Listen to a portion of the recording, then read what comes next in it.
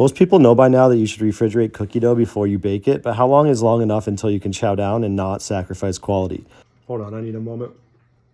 Well, someone had to find out, and I was hungry, so I baked some cookies after 4, 18, 26, 40, 50, and 100 hours of refrigeration.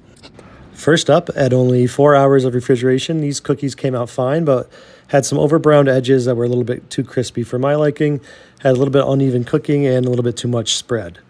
Texture was a tiny bit grainy, but that could also have something to do with the fact that I added crushed Oreos to all these cookies because I have no self-control.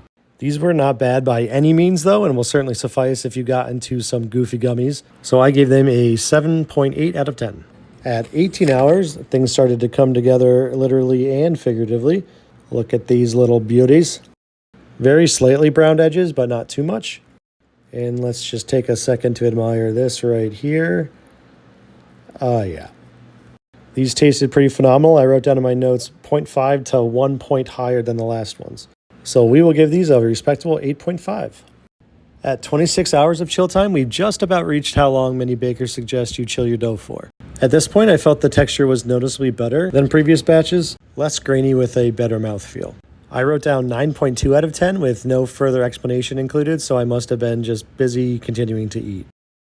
And then at 40 hours, something happened. I don't really know what, but I will say that this is the only batch that my wife was in charge of baking, so do with that information what you will.